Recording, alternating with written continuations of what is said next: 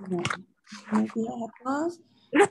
Mi nombre es Cristina Arango, soy residente de oftalmología de la Universidad del Valle y hoy vamos a hablar de tosis palpebral, un enfoque como más neurooftalmológico. Entonces, tosis es una posición en reposo anormalmente baja del párpado superior debido a la insuficiencia como de una adecuada inervación del elevador del párpado superior. Entonces, como vemos acá, está anormalmente bajo este borde del párpado, si lo comparamos con este otro. Entonces, en cuanto a la anatomía, tener en cuenta que la apertura pues de los párpados está básicamente por el músculo elevador del párpado superior y el de Müller. El elevador del párpado superior está inervado por el tercer nervio craneal, mientras que el de Müller está inervado por fibras del sistema nervioso simpático. Para cerrar tenemos, bueno, esos como principales, pero tenemos otros con una función secundaria, como es el músculo frontal inervado por el séptimo nervio. Luego, para cerrar los párpados tenemos uno principal, que es el orbicular. El orbicular con sus dos porciones principales, palpebral y orbitaria, como función principal. Y como función secundaria ayuda al corrugador y el procellus. Todos estos inervados por el séptimo nervio. Adicionalmente, pues el ojo tiene unos movimientos que son el parpadeo, la porción palpebral del músculo orbicular es el encargado del parpadeo involuntario, mientras que la porción orbitaria está encargada del parpadeo forzado. Es importante también que por medio del tercer nervio, según donde sale el compromiso, podemos tener una tosis o un compromiso de ambos párpados, según en qué parte o en qué trayecto del nervio está la alteración, mientras que para cerrar, como estaba por el séptimo nervio, este siempre va a ser ipsilateral. Causas de tosis hay muchísimas, neurológicas y no neurológicas. Digamos que las más importantes para esta charla serían las de origen neuropático por parálisis del tercer nervio, ya sean alguno de sus fascículos o ramas o el núcleo de este, parecias oculosimpáticas, tosis supranuclear. Están también los de origen de la unión neuromuscular, como miastenia gravis y botulismo, de origen miogénico, como la distrofia miotónica o la oftalmoplegia externa progresiva crónica. También hay otras causas, como para mencionarlas en general. En cuanto a las congénitas pueden también ser algunas de origen neurooftalmológico, pero hay otras pues que no tienen relación con este origen. Pueden ser por tumores, por que hayan, lo principal y lo más común es que las fibras del elevador del párpado superior son hipoplásicas o aplásicas. También en las personas de edad, por alteraciones o dehiscencia de la aponeurosis del elevador. Está la dermatochalasis, que es esa acumulación de tejido. Como vemos acá, una acumulación de tejido por encima del párpado, que al caer da la impresión pues de que el párpado estuviera por debajo del nivel normal. Y como vemos acá, al medir entre el borde libre y el pliegue, vemos una diferencia de tamaño y esto nos habla de que probablemente hay una dehiscencia de la aponeurosis del elevador. Entonces, lo principal al inicio para el enfoque es hacer un adecuado examen con ese enfoque neurooftalmológico, recordar que la posición y función anormales del párpado pues están asociadas a muchas causas, involucran la función del tercer nervio craneal, de la vía oculosimpática, el séptimo nervio craneal y vías supranucleares, o también pues todo tipo de enfermedades neuromusculares.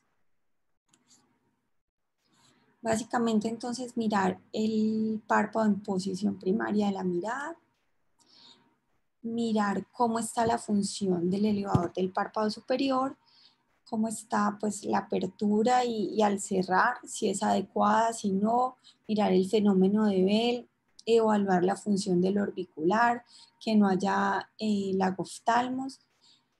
También es muy importante valorar los movimientos extraoculares y la función pupilar.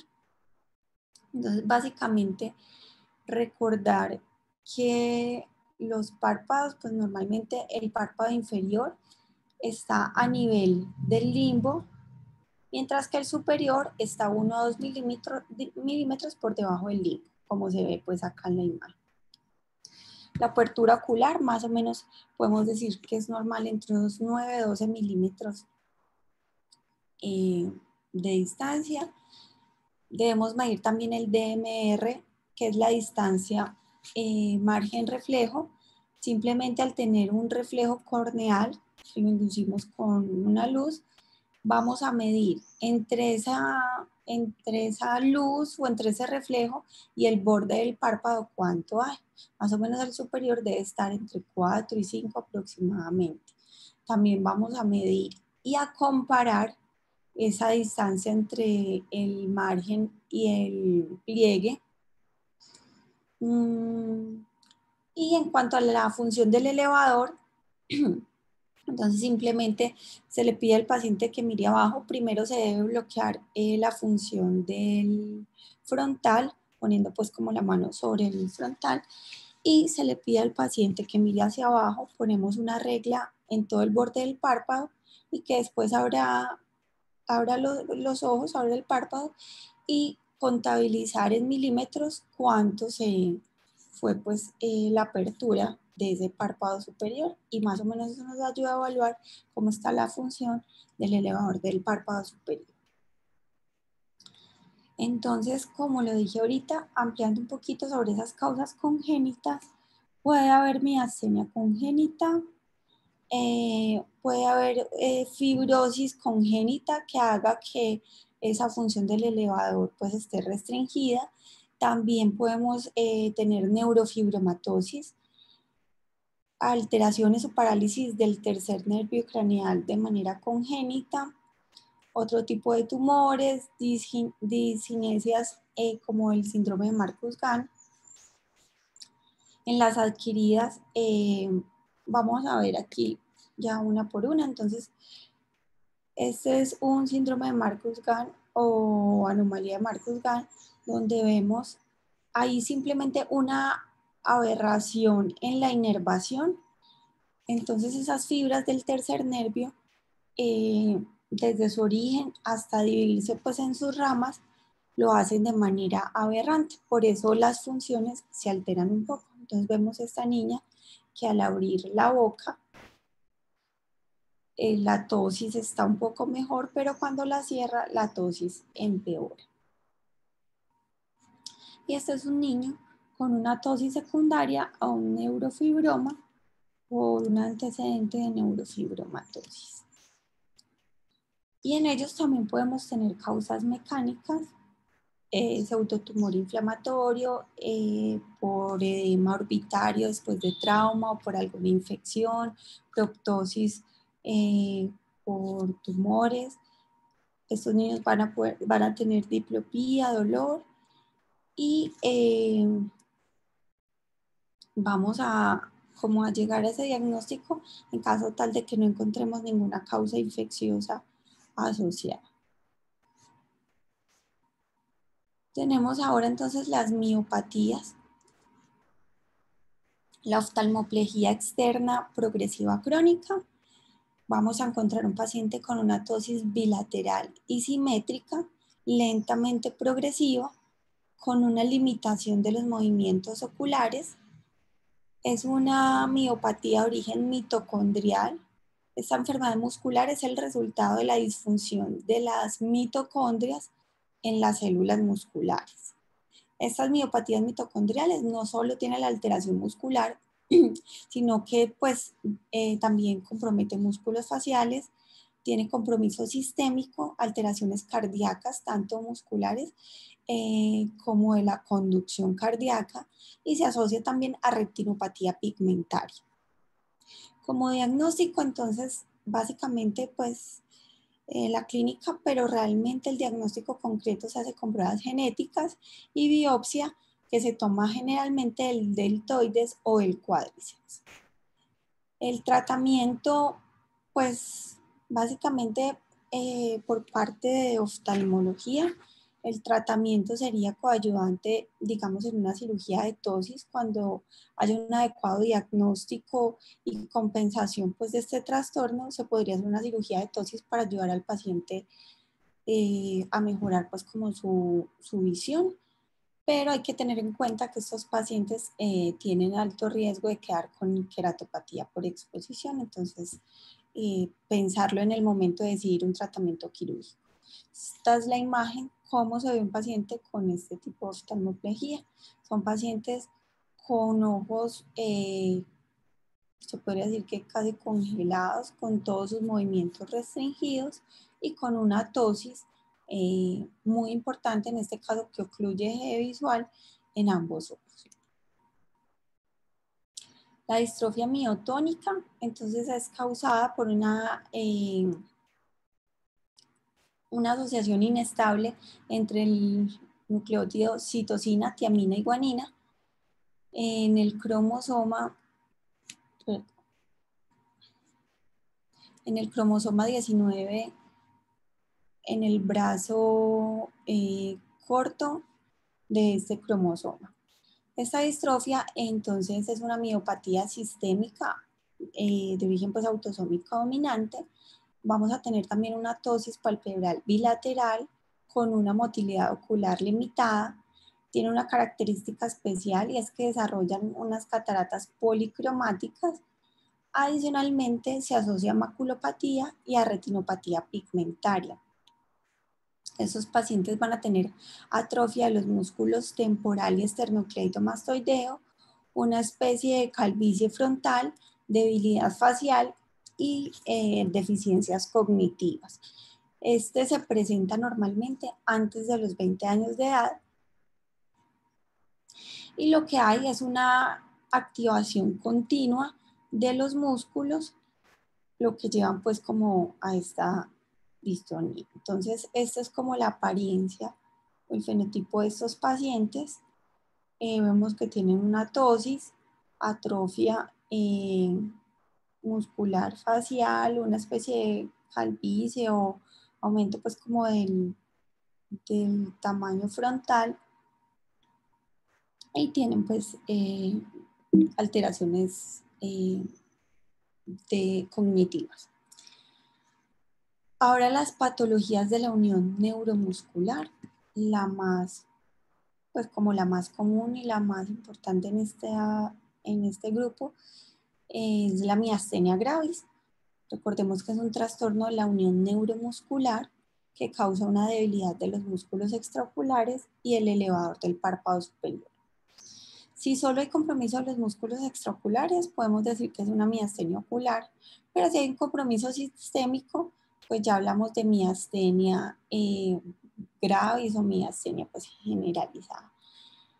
Es importante porque, sobre todo pues la generalizada, porque estos pacientes suelen hacer compromiso de los músculos respiratorios. Al hacer compromiso de los músculos respiratorios fácilmente va a ser una falla respiratoria y morir fácilmente.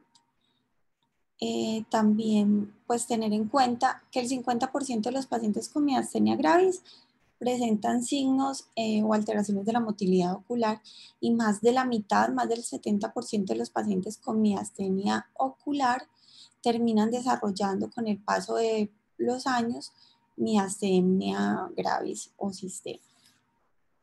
Entonces, ¿qué pasa allí? Recordemos que la acetilcolina es un neurotransmisor que se encuentra en la unión neuromuscular en el músculo esquelético. Entonces hay un trastorno inmune sistémico en el que esos receptores posinápticos de acetilcolina son bloqueados o inactivados o incluso destruidos por algunos autoanticuerpos.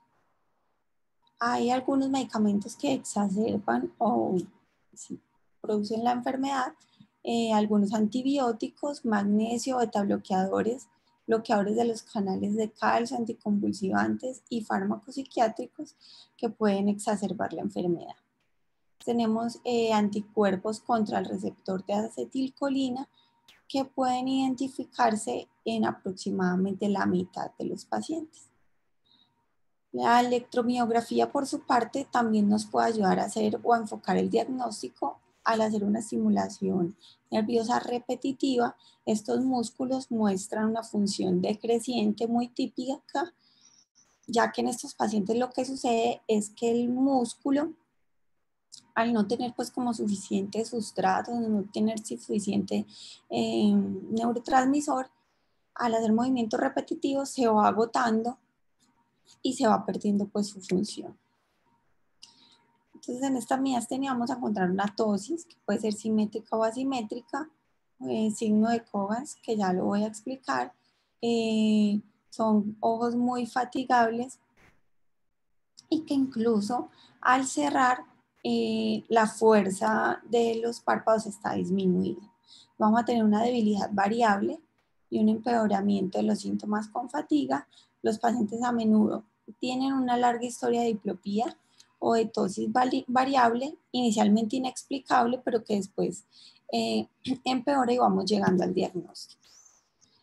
Entonces, aquí vemos este signo donde al cerrar ambos ojos, si subimos, sobre todo el que tiene mayor compromiso, el que está más tóxico, es fácil elevar el párpado, ya que este ojo está fatigado y no hace adecuada fuerza o adecuada oclusión. Tenemos en este paciente también, al mirar de frente, el paciente evidentemente tiene una ptosis palpebral izquierda, pero al pedirle que cierre por 2 o 3 minutos los ojos y que descanse, esta mejora casi completamente. Está también una de las formas como de probar o de diagnosticar, poner el paciente, creo que es el signo de Simpson, poner el paciente a mirar hacia arriba, fijo, con ambos ojos, y a medida que el paciente va mirando, se van cansando los músculos y empieza a ser mucho más evidente la ptosis, sea uni o bilateral. También está la prueba de hielo. Al poner hielo sobre los músculos o sobre el ojo, la órbita, esta se deja por 2 o 3 minutos y al retirarlo, el párpado también mejora mucho y disminuye esa ptosis. En cuanto a la miastenia, entonces, también podemos diagnosticarlo haciendo un test de prueba diagnóstica con acetilcolinesterasa de acción corta, como lo es el cloruro de hidrofonio. Con este aumentamos la acetilcolina que está disponible cerca a los receptores para que se puedan unir más fácilmente allá a nivel posináptico. Entonces, esta prueba con este medicamento nos mejora la ptosis palpebral. Lo que se hace es dar gradualmente este medicamento a los pacientes de a 10 milímetros de mercurio hasta observar que la ptosis o el trastorno de motilidad revierte completamente. Se puede dar neostigmina, que es un agente anticolinesterasa. A estos pacientes hay que hacerles una adecuada valoración neurológica, sobre todo porque hasta el 10% de ellos pueden tener un tumor del timo asociado. Aquí vemos un paciente que después de la aplicación del medicamento, pues mejoró de la ptosis. El bromuro de piridostigmina, entonces un agente anticolinesterasa, se usa de manera oral, tiene una acción prolongada. El principal efecto en estos pacientes es que genera mucho malestar gastrointestinal y diarrea. Los pacientes suelen comenzar con una dosis de 30 miligramos a intervalo de cada 4 horas al día. Y ese sería pues como el tratamiento inicial en estos pacientes. También se ha usado esteroides como coadyuvantes o inmunosupresores cuando el tratamiento con piridoxiclina no es suficiente. También es importante recalcar pues que así evidentemente pues no haya ningún problema en el timo, hay que enfocarlo bien y hay que tratarlo en estos pacientes o retirarlo, ya que esta puede ser la causa de la miastenia. Está también el síndrome de Eaton-Lambert. Este es el 70% de estos pacientes entonces se asocia con neoplasias malignas, principalmente con tumores de pulmón, sea de pulmón de células pequeñas. De ahí pues como que es importante tenerlo muy en cuenta. También es un síndrome como miasténico, donde hay debilidad de las extremidades proximales, fatiga, sequedad de boca e impotencia. Este trastorno muy rara vez genera compromiso en los músculos oculares o faciales. Es un proceso autoinmune primario o paraneoplásico donde se generan anticuerpos contra la porción, en este caso no es posináptica, sino presináptica de la unión neuromuscular, lo que da como resultado también una alteración en la liberación de la acetilcolina. Y en la electromiografía vamos a encontrar una respuesta aumentada de manera incremental.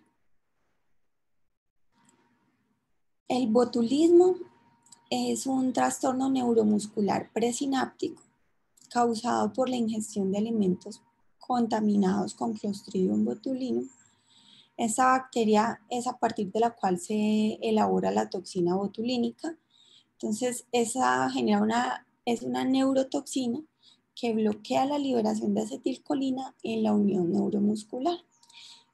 Los signos oculares en estos pacientes van a tener ptosis, oftalmoparesia, pupilas dilatadas y muy poco reactivas. Mientras que los síntomas sistémicos, pacientes con estreñimiento, mareo, cefalea, disfagia y debilidad. Vamos ahora a los de origen neurogénico. Entonces, como vemos aquí en esta imagen, es un paciente con una ptosis izquierda, con una dilatación de la pupila izquierda, limitación sobre todo con recto medio, superior e inferior, que corresponde a una parálisis del tercer nervio craneal. No me voy a tener mucho a explicar esta parálisis pues, porque ya la hemos mencionado en varias charlas. Básicamente recordar que estos pacientes tienen ptosis porque hay una debilidad del elevador del párpado superior, tienen limitación para la aducción, para la mirada superior e inferior. Son pacientes que los vamos a ver en exotropia e hipotropia y la abducción va a estar completamente normal porque el recto lateral pues está respetado. También podemos encontrar en ellos pupilas dilatadas, alteraciones de la acomodación, ya en caso de que sea una parálisis del tercer nervio completa. Ya sabemos que cuando es incompleta vamos a ir a mirar más como por el lado de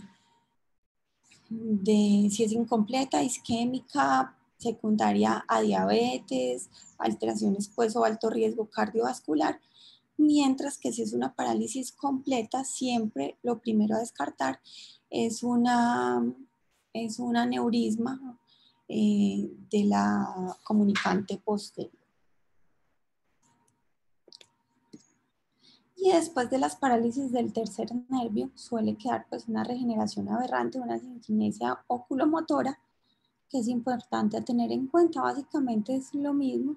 Este niño tiene una ptosis en ojo izquierdo pero al abrir la boca pues mejora un poco.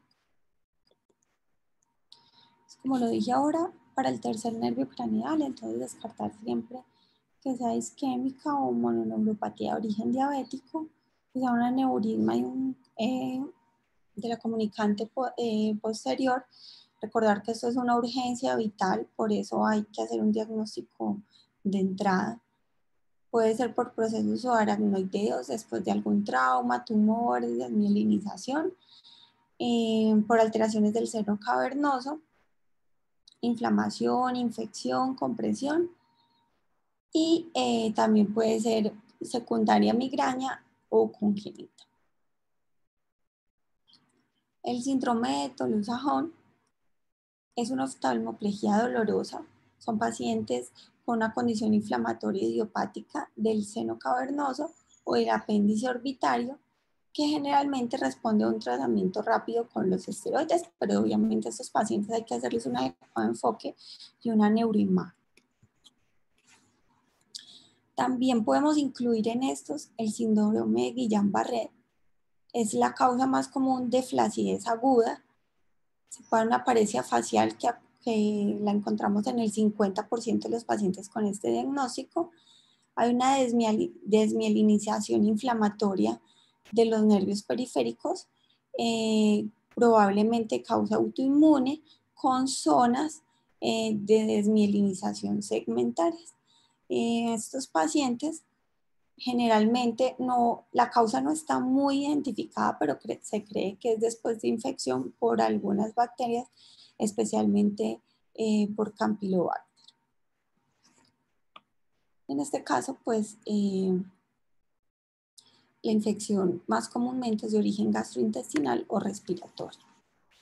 Estos pacientes tienen una debilidad motora que a menudo es ascendente, va de abajo hacia arriba y progresa durante días a semanas. Son pacientes con arreflexia, debilidad motora simétrica, puede haber compromiso de tercer, cuarto y sexto nervio craneal, lo que lleva a una oftalmoplegia hasta en el 15% de los casos.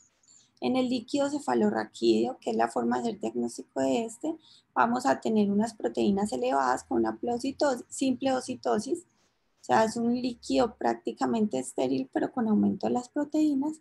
La electromiografía nos va a mostrar una ralentización de la velocidad de conducción de los nervios motores.